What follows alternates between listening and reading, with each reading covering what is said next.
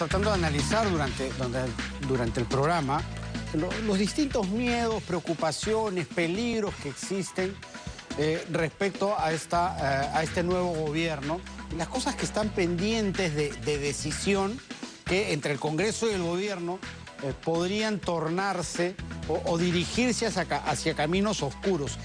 En la primera hora tratamos con Hugo Ñopo, el investigador en temas de educación, el peligro que existe respecto a la reforma universitaria y a que ésta se mantenga. Ahora estamos ya en pantalla con Pablo Comitre, que es director de la Maestría de Finanzas y Derecho Corporativo de SAM, para tratar otro de los temas que nos causa alguna angustia. ¿Cuál va a ser el futuro de las decisiones que se han tomado en el Congreso respecto a las AFP y a las ONP? Pablo, ¿cómo estás? ¿Qué tal? Muy buenas tardes. Hola Juan Carlos, buenas tardes. Muchas gracias por la invitación. ¿Cuál es tu expectativa respecto a lo que deba ocurrir en decisiones finales ya respecto a las leyes que se plantearon en el Congreso sobre la ONP en primera instancia y la AFP? ¿Cuál va a ser finalmente el futuro de estas dos instituciones que tienen leyes que están pendientes de aprobación en el Ejecutivo, que ahora ha cambiado de cabeza? Ahí, Juan Carlos, se debe aplicar el viejo dicho: una cosa es con guitarra y otra es con cajón, ¿no? Pues claro, cuando el problema es de otro bolsillo, es fácil decirle que haga las cosas y afecte a su bolsillo. Pero ahora resulta que el Congreso ha tomado el Ejecutivo y entonces ya no, lo que ocurre, el bolsillo es el suyo, ¿no? Y bueno, con las últimas noticias económicas de estos 2 días, y sacar dinero o buscar dinero para atender el asunto de la ONP, yo creo que sería sumamente irresponsable. Sumamente irresponsable. Claro, tenemos dos coyunturas que son preocupantes, ¿no? Nuestros bonos en dólares que se han ido al subsuelo y el dólar que se ha ido a la estratosfera. La peor subida en los últimos 18 años. Correcto, pero ¿qué significa que los bonos peruanos se hayan ido al subsuelo? Significa que los inversionistas no creen en nosotros, creen que el Perú no les va a pagar. Claro, ahora por tus papeles te pago menos, porque valen menos, porque no confío en ti, básicamente es eso. Es que esa es la derivada, Juan Carlos. La primera es que yo, que tengo un papel, ¿no? Y que me va a pagar el gobierno peruano el 2025, creo que no me va a pagar y salgo a venderlo. Y ahí es donde viene la derivada. Hay un sujeto enfrente que dice: ok, yo te lo compro, pero al descuento. Entonces ahí hay dos efectos que analizar.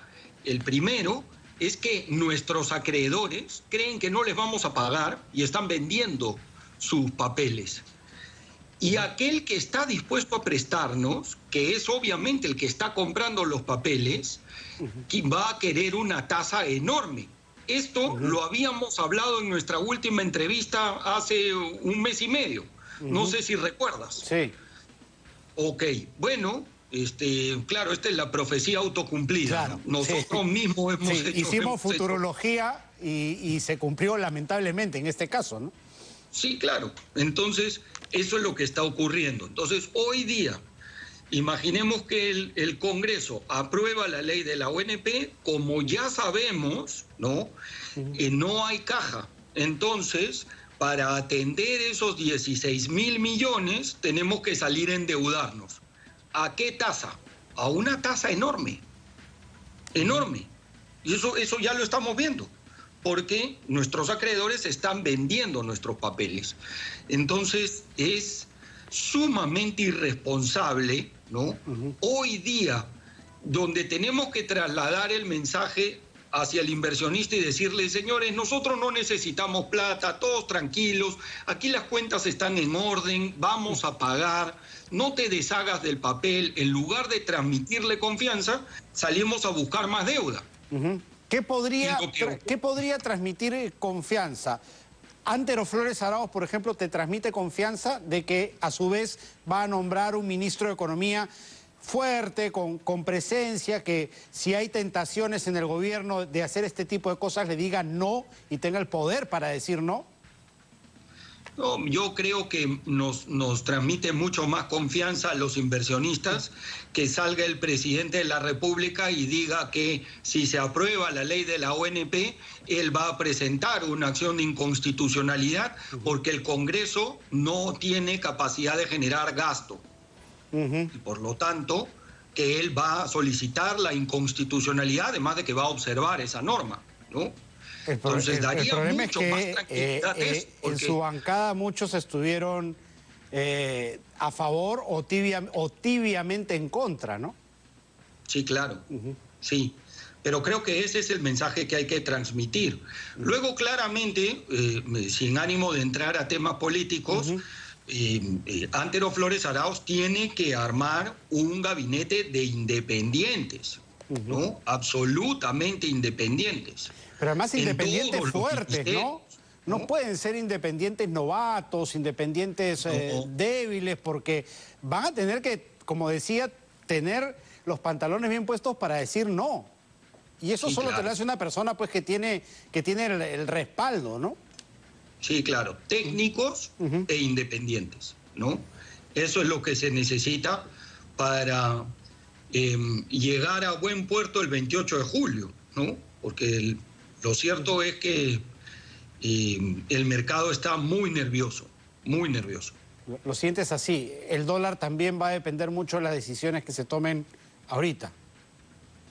Sí, claramente el Perú está yendo a contracorriente, ¿no? Mientras que el dólar ha caído frente a otras monedas de la región, en el único sitio que ha subido es aquí. Y obviamente es por el tema político. Claro, reflejo. Eso de la economía y la política van por cuerdas separadas, ya no está funcionando, ¿no? Porque es una crisis tras otra también. Una crisis puede ser, pero ya con tantas se pierde la confianza, ¿no? Claro, es desde este año que efectivamente la economía y la política ya no están disociadas, ¿no? Están totalmente correlacionadas.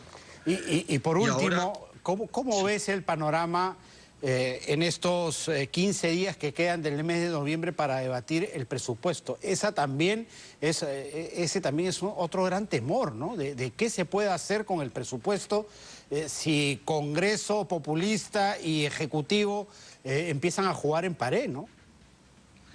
Mira, el gran problema es que no tenemos ministro de Economía y nos quedan 15 días para que un ministro de Economía arme un presupuesto que obviamente se ha venido armando durante los últimos meses y que él desconoce y luego tiene que confiar en esos números. Esto es bien complicado, ¿no? La situación, o sea, realmente el momento es el peor, ¿no?